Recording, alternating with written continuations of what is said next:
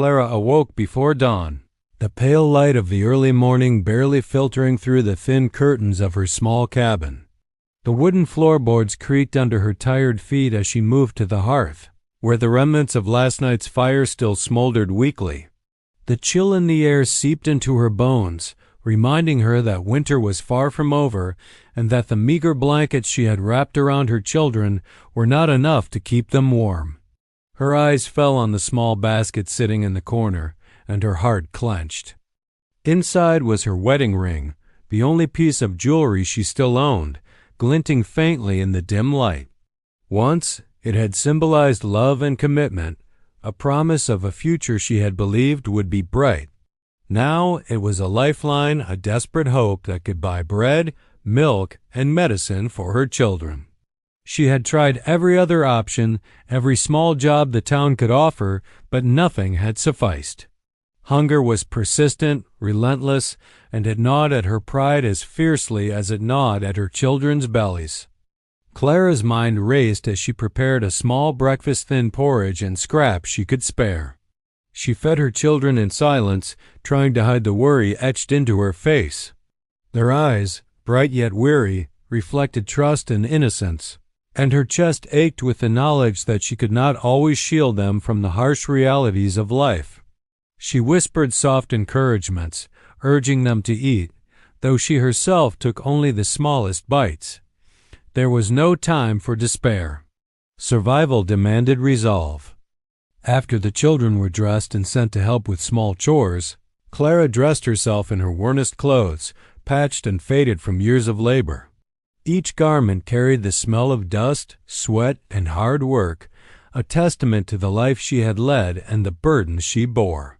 She fastened the small cloth pouch around her neck, the ring inside it heavy against her chest, and took a deep breath, steeling herself for the journey to the market. Pride and desperation warred within her, an uneasy balance of dignity and necessity. The road to the market was long and uneven, stretching through the dust-choked streets of the small town.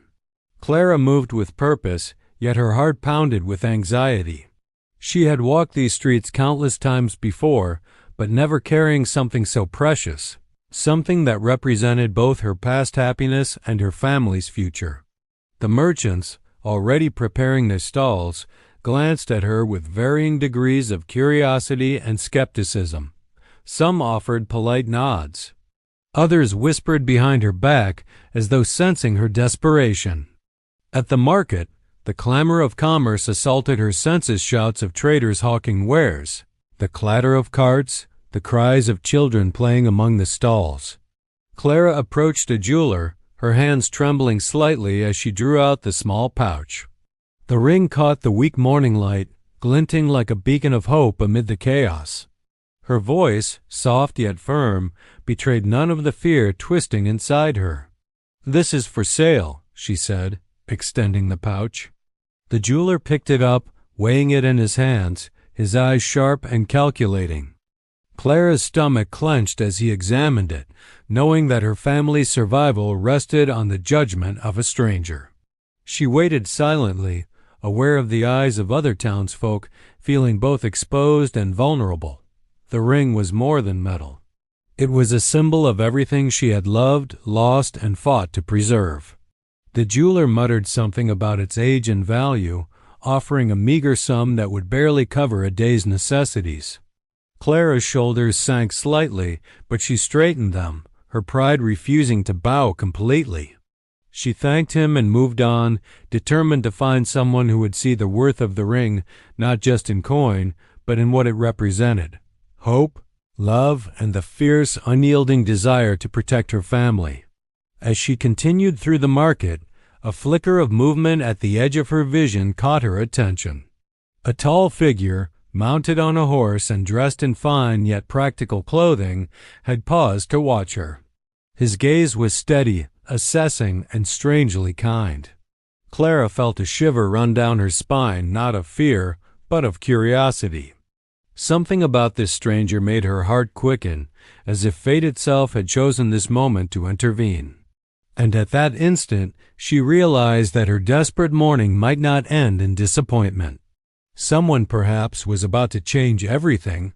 The sun had climbed higher, burning through the thin morning mist as Clara made her way down the uneven dirt road toward the town market. Her feet ached in the worn, cracked shoes, and the basket she carried seemed heavier with every step, not with goods, but with worry. Inside it lay her wedding ring, nestled in a small cloth pouch, glinting faintly in the sunlight. Once it had been a symbol of love and hope. Now it was her last means to keep her children from going hungry. The market was already alive with activity, a swirl of merchants shouting prices, children chasing each other between stalls, and townsfolk haggling over vegetables, fabrics, and livestock. The air smelled of dust, sweat, and roasted meat. Clara kept her head low, hoping no one would notice the trembling in her hands as she approached the jeweler's stall. "Morning, Clara," called one of the merchants, a wiry man with sharp eyes and a crooked smile. "Got something for sale today?" She forced a polite smile. "Just this," she said, pulling the tiny pouch from her basket and holding it out. The jeweler's eyes flicked down and then up at her face, sizing her like one might a stray animal. He picked up the pouch carefully, weighing it in his hands. "A wedding ring, huh?" His tone was more curiosity than interest, but Clara caught the faint undercurrent of judgment. "Looks old, worn. Worth maybe a few coins, if that." Her stomach clenched. A few coins would barely cover bread, let alone the milk and medicine her youngest needed. She swallowed hard, keeping her voice steady. "I only ask fair price." "Fair?" The man chuckled, a dry, humorless sound. "Fair is what I say it is." "You can't expect miracles, woman." A hot blush of shame rose to her cheeks, but she stood her ground. Pride, fragile and stubborn, was all she had left. I understand. "Thank you for your time," she murmured, retreating slightly. From the corner of her eye, she noticed other merchants whispering and watching her, some shaking their heads, others smirking. The market, usually bustling with camaraderie and trade, felt cold and hostile now. Each glance reminded her that poverty was not just an absence of wealth, it was a spotlight on failure, a public measure of worth. Clara almost turned away, her heart sinking. She considered giving up, going home with an empty basket and the gnawing ache of hunger. But then she thought of her children, sleeping fitfully in the small cabin she called home, their small stomachs empty. No, she could not go back without something, even if it meant swallowing her pride completely. Just as she was about to make her way to the next stall, a tall figure stepped into the light. Clara barely noticed him at first, so preoccupied was she with the judgmental stares of the crowd. But the man's presence was commanding, almost magnetic, and the murmurs in the market seemed to fade. He was well dressed, boots polished, hat tipped at a slight angle, and there was an air of quiet authority about him. "Is this your ring?" he asked, his voice calm but deliberate, directing his attention entirely to her. Clara nodded, startled. There was no trace of condescension in his tone, no hint of mockery, only curiosity and perhaps kindness. The man held out his hand. "May I see it?" Hesitation fought with relief in Clara's chest. Somehow, in the chaos of the market, with the weight of despair pressing down, this stranger's steady gaze made her feel seen rather than pitied. She opened her pouch and handed him the ring, wondering who he was, and why, among all the merchants who had sneered at her, he treated her with such quiet respect. The day was far from over, but at that moment Clara sensed the first glimmer of something she hadn't felt in months: hope. The tall man who had taken the ring from Clara's trembling fingers did not hand it back immediately. Instead, he studied it with a quiet intensity that made her uneasy and intrigued all at once. He was unlike anyone she had ever met, well-dressed but rugged, his boots coated with the faint dust of the trail rather than polished for display, his eyes sharp yet strangely gentle. He introduced himself as Jonathan Hawley, a rancher from the outskirts of town. There was something in the way he spoke, a calm authority tempered with consideration that made the usual market chaos fade into the background. "Where are you from, miss?" He paused, waiting for her name. "Clara," she replied softly, still wary of his attention.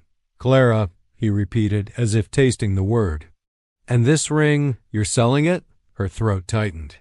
She wanted to vanish, to escape the scrutiny of this man and the sneers of the merchants. "Yes, I need food," she admitted, her voice barely above a whisper. "For my children." Jonathan's gaze softened. He nodded slowly, not in judgment, but in understanding. "I see," he said. Then, without asking permission, he lifted a pouch from his pocket and laid it on the counter. Gold coins glinted in the sunlight. "Consider this a gift," he said, his tone steady. "Enough to keep your family fed for weeks." "And keep the ring." Clara's eyes widened, shock and disbelief warring with relief. I can't." "You can," he interrupted gently. "No strings. No obligations. Sometimes. People just need a hand and nothing more." His voice carried an unexpected warmth, like a soft fire in the chill of winter. The merchants around them whispered, some envious, some suspicious. Clara felt a flush of shame mixed with gratitude. This man, a wealthy rancher by all appearances, was offering her dignity along with his help. She hesitated, uncertain how to respond. "Thank you," she finally said, her voice breaking slightly. I don't know how to repay you." Jonathan smiled faintly. "Perhaps you can start by telling me your story. I want to understand why someone as strong as you is struggling so." Clara glanced down at the dirt-streaked market road. She wanted to retreat, to hide her pain, her history of hardship.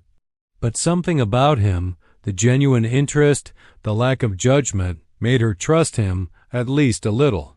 She spoke of her husband, taken too soon by illness, leaving her alone to care for their children. She spoke of dwindling savings, unpaid debts, and the endless struggle to make ends meet. Jonathan listened without interruption, his presence steady and grounding. There was no pity in his eyes, only empathy and quiet admiration for her resilience. When she finished, he handed the ring back to her. "It's yours," he said simply. "And when the time comes, if you want, I can help you find work on my ranch. You'll have shelter, food, a chance to breathe." Clara's heart raced. Work on a ranch for a wealthy man? It was both terrifying and tempting. Pride battled with necessity. Could she, a woman used to independence in whatever small way she had, accept such an offer without losing herself? Jonathan seemed to read her thoughts. "Think of it as a fresh start," he said. "No shame in needing help. No one should ever be left hungry or desperate while others can help." For a moment, Clara considered her children, the knowing emptiness in their bellies, and the promise of safety. Perhaps this stranger, this rancher, was offering not just gold coins but a lifeline. And perhaps, just perhaps, it was an offer worth taking. The market continued to hum around them, but in that moment Clara felt a shift, like the first breeze of change cutting through the dust of her old life. Jonathan Halle was not just a wealthy rancher. He was a man who could see beyond her poverty, beyond her despair, to the strength and dignity she had fought so hard to preserve. And something inside her whispered that her life, as harsh as it had been, was about to change forever. Clara spent the next hour wandering through the market, the weight of Jonathan Hale's presence lingering in her mind like a persistent sunbeam. The gold coins he had pressed into her hands felt unreal, warm and solid, yet foreign. She had never accepted charity without shame, and even now, as she counted the coins in a quiet corner, a knot of pride twisted deep in her chest. When she looked up, she saw him again, standing near the edge of the market, watching her with that same calm intensity. His hat shaded his eyes, but she could feel the steady gaze assessing, patient, unkind. Her stomach tightened. She hadn't realized he had lingered this long, waiting for her decision. "Clara," he called as she approached, his voice carrying over the din of the busy market.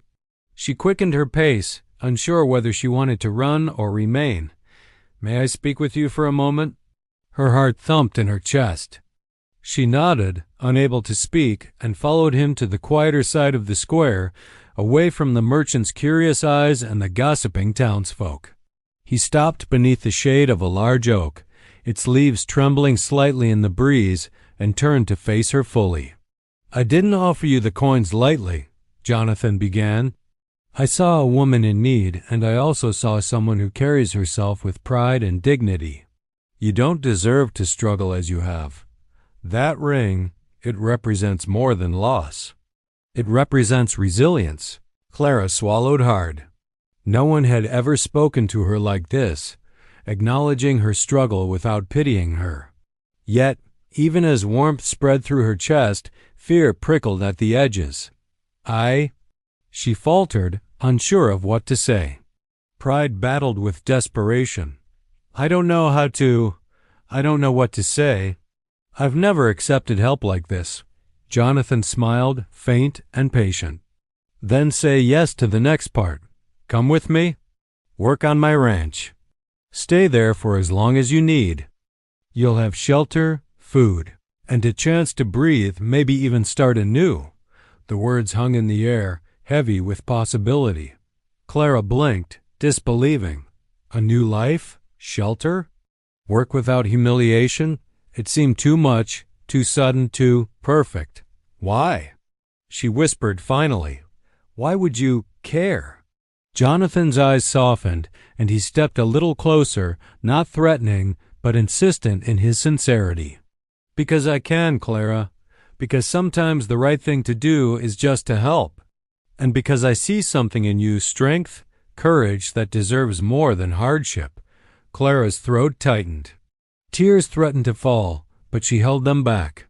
She thought of her children, their small, hungry faces, the worry lines etched into her mind from sleepless nights. Accepting this offer could mean food, warmth, safety, and perhaps even hope. But it also meant stepping into the unknown, leaving behind the life she had clung to, however harsh. Her heart battled her mind. Pride urged her to refuse, to remain independent, to endure. But necessity, and something deeper, whispered that this man, this Jonathan Hale, might be the first person in a long time to truly see her, to offer her a hand without conditions, without judgment. Finally, with a shaky breath, she nodded. I'll go," she said softly. "I'll come with you."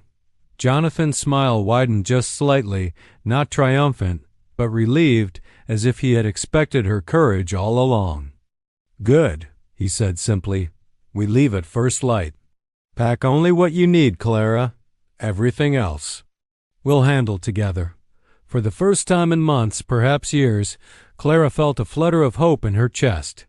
The market, the dirt, the whispers of judgment, they all seemed to fade behind the promise of something new, something unimagined. She glanced down at the small ring in her hand, now heavy with memories, yet somehow lighter too. As Jonathan turned back to the bustling street, Clara knew her life was about to change in ways she could not yet comprehend. And though fear still lingered, for the first time in a long while, hope felt stronger. The journey from the market to the ranch was quiet, save for the creak of Jonathan's wagon and the soft shuffle of Clara's worn shoes on the dirt road. The sun dipped low, casting long shadows across the plains, painting the world in gold and amber. Clara kept her eyes fixed on the horizon. Though her mind was elsewhere reliving memories she had tried to bury, memories that made her heart ache yet also shaped who she had become. Jonathan noticed her silence and, without pressing, waited patiently. There was no rush, no need to speak until she was ready. Finally, as the wagon swayed gently along the uneven trail, Clara let her guard slip. "My husband." "His name was Thomas," she began softly, her voice almost drowned by the wind. "We met when I was barely 18. He was kind, honest, everything a girl like me could hope for. We were poor, yes, but happy." We dreamed of building a life together, even if it was modest. Jonathan nodded, listening intently, his hands steady on the reins. He didn't interrupt, didn't offer platitudes. He simply let her speak, offering the rare gift of attention and respect. We married in the spring, Clara continued, her eyes misting. I wore a dress my mother had stitched for me, and Thomas. He looked at me like I was the only thing in the world that mattered. We didn't have much, but we had love, and for a time. It was enough. Her voice caught on the memory, and she swallowed hard. But then illness came. It took him before I even had a chance to truly live with him. Left me with nothing but debts, empty cupboards, and children who didn't understand why their father was gone. Jonathan's expression softened, a shadow of sorrow crossing his features.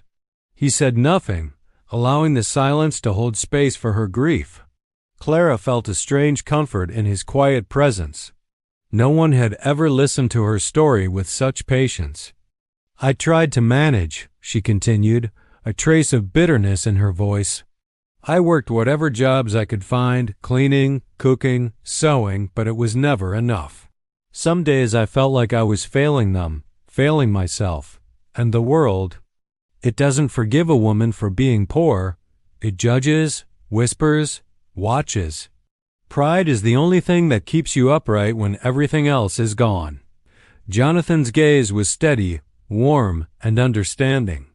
You've been through more than most could bear, Clara, he said finally, his voice low but firm. Yet here you are, strong, determined.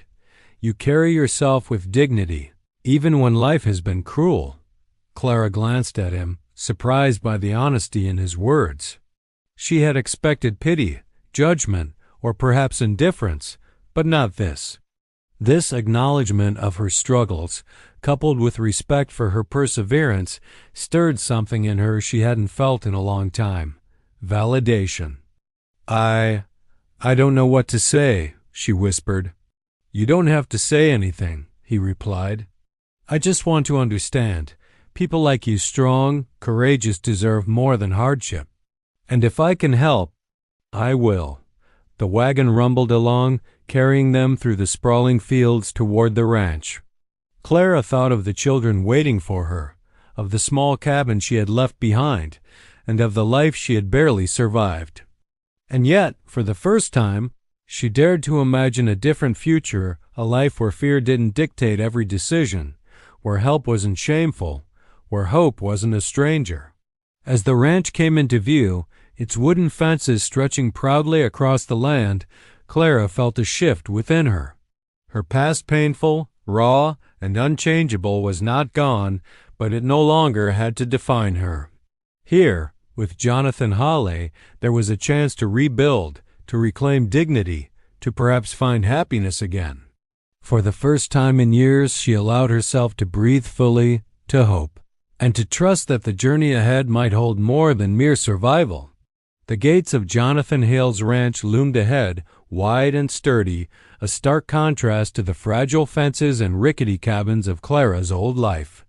As the wagon rolled to a stop, she stared at the sprawling property fields that stretched beyond the horizon, barns that smelled faintly of hay and leather, and horses grazing under the warm afternoon sun. The sheer scale of it made her chest tighten, a mix of awe and apprehension twisting in her stomach. Jonathan climbed down first, holding out a hand to help her. Clara hesitated, pride whispering that she didn't need assistance, but the exhaustion of the journey and the weight of her small belongings made her accept it. His touch was firm yet gentle, grounding her in a reality that felt almost dreamlike. "Welcome," he said, his voice steady but carrying a warmth that put her slightly at ease. "This will be your home for now. And I hope for as long as you need." Clara looked around, noticing the workers moving efficiently through the barns, the distant clatter of hooves, the smell of fresh-cut hay. It was beautiful, but overwhelming. How could she, an untrained, exhausted woman, fit into this world? Jonathan seemed to read her hesitation. "I don't expect you to know everything immediately," he said, sensing the unspoken doubts in her eyes. "We'll start slow." There's plenty to do, and you'll learn along the way. I want you to feel safe here." Even as she nodded, fear and pride battled within her. She had spent years surviving on her own, clinging to a sense of independence that had been hard-won. The idea of relying on someone else, even someone kind, even someone like Jonathan, was terrifying. And yet, the gnawing anxiety about her children, the relentless memory of empty cupboards and hungry nights, pushed her forward. "Come," Jonathan said, guiding her toward the main house. "We'll get you settled. Then, if you're willing, I'll show you the routines, the work, everything you need to know." Clara followed, her heart pounding. The house was larger than any she had ever entered, the wooden floors polished, the rooms filled with sunlight. A small bedroom had been prepared for her, modest yet clean, with fresh linens on the bed. She ran her fingers over the smooth surface of the dresser, absorbing the reality of the space. It was real. It was hers, at least for now. Jonathan left her there for a moment, giving her space, but returned with a kind smile. "I know it's a lot," he said softly. "Change like this isn't easy. But you've been strong all your life, Clara. You can do this." Her chest tightened, and she allowed herself a moment to breathe, to let the walls of the past crack slightly under the weight of this new possibility. Pride still whispered that she should be able to manage everything alone. But hope, fragile and persistent, began to bloom. Later, as the sun dipped behind the hills, Jonathan guided her to the barns and fields, introducing her to the workers and showing her the daily routines. It was demanding work, but Clara felt a surge of determination. For the first time in months, perhaps years, she felt useful, capable, and not invisible. Each task, each instruction, was a small step toward rebuilding not just her life, but her sense of self. That evening, as she sat quietly on the porch watching the sky bleed into shades of orange and violet, Clara realized that the hardest part had passed. She had crossed the threshold, not just into a new home, but into a new life. Fear lingered, of course, but it was tempered now by hope, by the knowledge that she wasn't alone. For the first time since Thomas had passed, Clara felt the possibility of tomorrow not as a burden but as a chance, a semas, turning point where survival could become something more, a life filled with purpose, respect, and perhaps even love. The first weeks at Jonathan Hale's ranch were a whirlwind of activity for Clara. Every morning, she rose before dawn, the crisp air filling her lungs, and joined the workers in feeding the horses, tending the chickens, and preparing the barns for the day. The work was hard, exhausting, and unfamiliar, yet it brought a sense of purpose she hadn't felt in years. For the first time since her husband's death, she felt like her hands and mind mattered. Jonathan watched her quietly at first, allowing her space to adapt. He offered guidance only when necessary, never condescending, never intrusive. There was a rhythm to life on the ranch, and Clara gradually learned to move with it, discovering strength in muscles long unused, skill in tasks she had once thought beyond her. She took pride in the small victories, the perfect stacking of hay, a horse calmed by her gentle voice, the first loaf of bread she baked in the ranch kitchen. The children, who had been living with neighbors while she traveled, were soon brought to the ranch. Seeing their eyes light up at the sight of warm meals and safe beds, Clara felt a joy mingled with relief. She realized that this life, though different from the one she had known, could be a haven for them, a place where they might grow without fear and hunger. Yet, life at the ranch was not without challenges. Clara's unfamiliarity with ranch work often left her exhausted, and she occasionally frustrated the more seasoned workers who were skeptical of a city-raised woman stepping into their world. There were moments of doubt when she questioned whether she belonged here, whether she was capable of keeping up, or if she had made a mistake in accepting Jonathan's offer. Jonathan noticed these moments of insecurity and offered quiet encouragement.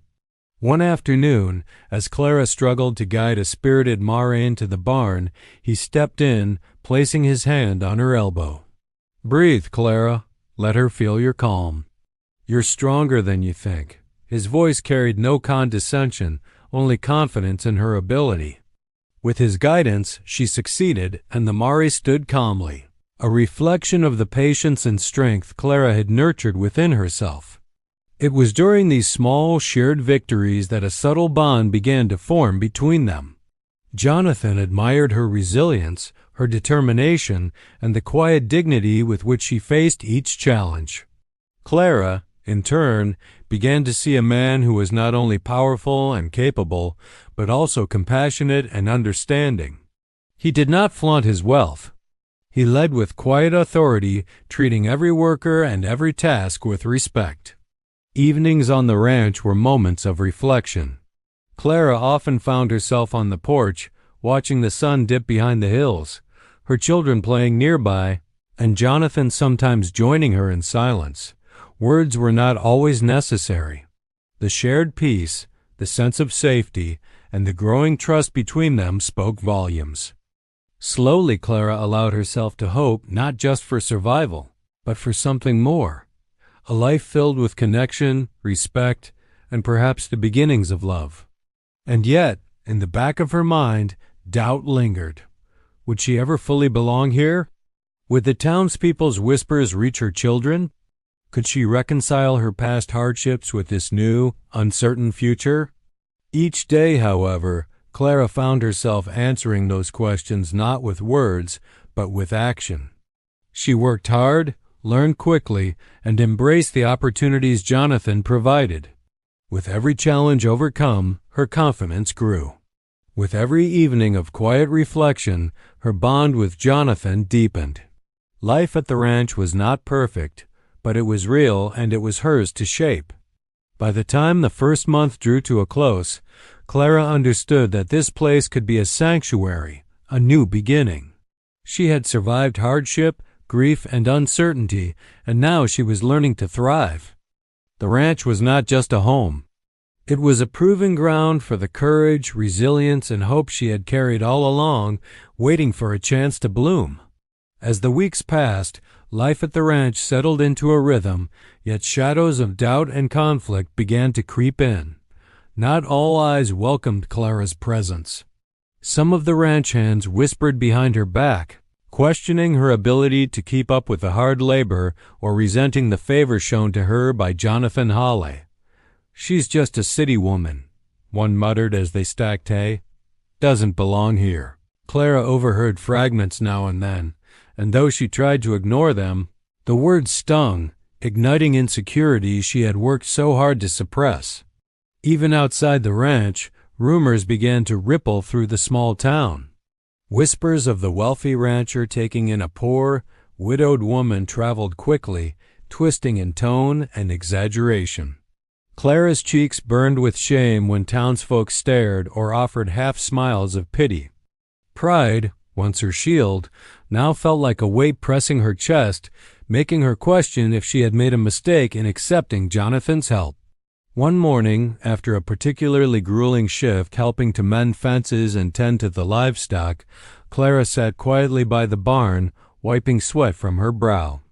Jonathan approached, noticing the tension in her posture. He didn't speak immediately, merely leaning on the fence beside her, observing the sprawling ranch in silence. Finally, he asked gently, "What's on your mind?" Clara hesitated, struggling to put her feelings into words. I don't know if I belong here," she admitted at last, her voice low. "Some of the workers, they don't trust me. The townsfolk. They talk. I keep wondering if I've just traded one kind of struggle for another." Jonathan studied her, his expression unreadable for a moment, then softened. "Clara, none of that matters," he said firmly. "You belong here as much as anyone else. The ranch isn't just land and animals, it's about people. And I've seen the work you've done, the care you give, the strength you carry. That's what matters." His words offered comfort, but the doubts did not vanish completely. That evening, Clara faced another test, a delivery of supplies from a neighboring town. Some townsfolk sneered openly, A few wagged judgmental fingers, and one woman even muttered that Clara was only here because she wanted more than she could earn. The words cut deeper than any physical exhaustion, and Clara's resolve wavered. She feared that the security and respect she had found at the ranch might be fragile, dependent on the perception of others rather than on her own worth. That night, as the children slept and the ranch was quiet under a star-studded sky, Clara sat on the porch, her hands folded tightly in her lap. Jonathan joined her, offering a lantern to chase away the dark, both literal and figurative. "You've been through so much," he said gently. "I can't promise the world won't judge or that life will be easy. But I can promise this, you don't have to face it alone." She looked up at him, seeing sincerity in his eyes, and felt a flicker of courage. Pride, she realized, did not mean facing the world alone. It could mean standing tall even when the world questioned you, drawing strength from the people who believed in you. Over the next days, Clara resolved to prove not just to the ranch hands or the townsfolk, but to herself that she belonged. She worked harder, learned faster, and began to earn quiet respect from those who had doubted her. Slowly, the whispers softened. Some smiles replaced scowls. Her confidence grew, anchored by Jonathan's steady presence and her own determination. The conflict had shaken her, forcing her to confront lingering insecurities and the judgment of others, but it had also strengthened her resolve. She realized that life on the ranch and perhaps in the world beyond would always come with challenges, but the courage to face them could be nurtured, day by day, with patience, resilience, and trust in those who cared. By the end of the week, Clara felt a quiet pride. She had faced doubt and prejudice, and though not all battles were won, she had taken her first steps toward mastery, not just of ranch life, but of her own fears. And in the warmth of the ranch's hearth and the strength of Jonathan's support, she began to believe that hope, once fragile, could grow into something enduring. Autumn settled over the ranch, painting the fields in shades of gold and amber. The air carried the crisp scent of dried grass and fallen leaves, and the long days of labor had given Clara strength and confidence she hadn't felt in years. Yet, even amid this newfound stability, shadows from her past still lingered, memories of loss, fear, and helplessness that occasionally tugged at her heart. One evening, as the sun dipped behind the hills, Clara walked to the edge of the property where the remnants of her old life seemed far away but still somehow present in her mind. She held the wedding ring in her hand, the tiny gold band that had once symbolized love and later, desperation. She thought of Thomas, his laughter, his warmth, and the life they had dreamed of but could not fully realize. Tears came unbidden, but they were not of sorrow alone. They were also tears of release, a letting go of the weight that had burdened her for so long. Clara realized that holding on to guilt, fear, and grief had only kept her tethered to her past hardships. It was time to acknowledge them, honor what had been lost, and allow herself to move forward. With Jonathan by her side, she began to take tangible steps toward closure. She used part of her savings to settle lingering debts, ensuring that the townsfolk who had helped her in small ways were repaid. She sought out neighbors and friends she had lost touch with, offering gratitude and forgiveness where it was due. Each act, though small, felt monumental. It was not just about money. It was about reclaiming agency over her life, reshaping her story on her own terms. Jonathan observed her quietly during these days, never pushing, always supporting. One afternoon, as they walked together through the barnyard, he spoke softly. "You've carried so much for so long, Clara. It takes courage to confront it, to make peace with your past. And you've done it, with grace." Clara looked up at him, feeling the weight of his words. "It wasn't easy," she admitted. "There were times I thought I'd never escape the mistakes and losses, but I've realized that survival alone isn't enough. I want more for myself, for my children, for the life I still have ahead of me." Jonathan reached out, taking her hand gently. "And you deserve it. he said simply. "You've earned it, every step of the way." With the past reconciled, Clara found herself looking forward rather than back. The ranch was no longer just a refuge. It had become a place of growth, possibility, and belonging. She began mentoring other women in the town who struggled, offering them the same compassion and opportunity that Jonathan had offered her. Her acts of kindness, quiet leadership, and resilience began to change the way people viewed her, not as a woman who had once been destitute, but as a person of strength, dignity, and purpose. The children thrived under her care, their laughter filling the rooms of the ranch with warmth. Clara watched them with a sense of pride, knowing that the hardships she had endured had forged not just her own character, but had equipped her to guide them with love and patience. And in the evenings, she and Jonathan shared quiet moments on the porch, speaking little yet understanding much. Their bond had deepened beyond gratitude or respect. It had become trust, affection, and the first stirrings of love. The ring in her hand, once a symbol of loss, now felt like a talisman of resilience, a reminder that she had faced the worst life could offer and emerged stronger, ready to embrace whatever came next. Clara realized with a clarity that felt almost miraculous that her past no longer defined her. It had shaped her, yes, but it did not imprison her. She could finally step forward, fully embracing the life she had fought so hard to claim, supported by the man who had seen her strength when no one else had, and surrounded by the family she had struggled to protect. For the first time in years, she felt complete, not because she had forgotten her hardships, but because she had faced them, reconciled them, and chosen to live beyond them. Winter had passed, and spring unfolded across the ranch in a riot of green and gold. The fields were alive with a hum of new life, flowers pushing through the softened earth, and the gentle lowing of cattle echoing across the hills. For Clara, each day now carried a sense of purpose and peace she had never thought possible. The hardships of her past no longer cast long shadows over her life. They had become a foundation from which she could grow.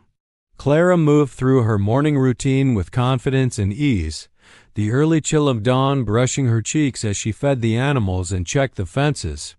The ranch, once overwhelming and foreign, had become familiar territory, a place where she was not just surviving, but thriving.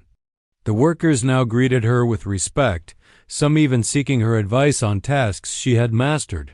The initial doubts, whispers, and prejudice had faded under the weight of her competence, resilience, and quiet determination. Jonathan watched from the porch of the main house, observing her with a mixture of admiration and something warmer, something deeper. Over the months, their relationship had grown beyond mentor and helper, employer and employee. Trust had blossomed into companionship, companionship into affection. He no longer saw just a struggling widow. He saw a woman of strength, courage, and heart, a partner he was proud to stand beside. One afternoon, after the children had gone to play near the creek, Jonathan approached Clara in the barnyard. He carried a small package wrapped in soft cloth. "I wanted you to have this," he said simply, handing it to her. Clara unwrapped it to reveal her wedding ring, now polished and gleaming, a symbol of her journey rather than her loss. Tears welled in her eyes as she looked up at him. I can't accept this," she whispered, touched by the gesture. "You already accepted it once," Jonathan said, smiling gently, "but now it's different. This ring isn't just a reminder of the past. It's a symbol of everything you've endured, everything you've rebuilt, and everything that's yet to come. You've reclaimed it, not just from circumstances, but for yourself." In that moment, Clara felt the weight of her journey settle into something lighter. The pain of loss, the struggle of survival, and the trials of doubt had all been transformed into strength, wisdom, and hope. She slipped the ring onto her finger, feeling its familiar warmth, and looked at Jonathan with a smile full of gratitude and something more love, tentative yet certain. The rest of the day passed in quiet harmony. The children ran through the fields, laughter echoing against the hills. Clara and Jonathan walked together along the fence line, their hands brushing, a subtle connection that spoke of trust, care, and burgeoning love. She realized that the life she had once feared would never be hers had now become richer, fuller, and more beautiful than she had ever imagined. As evening fell, the sky painted in streaks of pink and gold, Clara stood on the porch, looking out over the ranch. The wind carried the scent of wildflowers and fresh earth. She felt the presence of her past, Thomas, hardship, struggle, but it no longer controlled her. Instead, it was part of the tapestry that had led her here. Jonathan joined her, and together they watched the sun sink behind the horizon, a promise of new days to come. The ranch, once a place of uncertainty and fear, had become home. The children's laughter, the warmth of companionship, and the quiet strength that had grown within her combined to form a life that was not just endured, but fully lived. In that serene moment, Clara knew with certainty that this was only the beginning. The hardships of yesterday had given way to the possibilities of tomorrow. And with Jonathan by her side, with her children safe and happy, she felt an unshakable sense of hope, love, and belonging. The future stretched before her like the open plains, vast, promising, and hers to claim. For Clara, the story of struggle had ended, and the story of a new beginning had begun.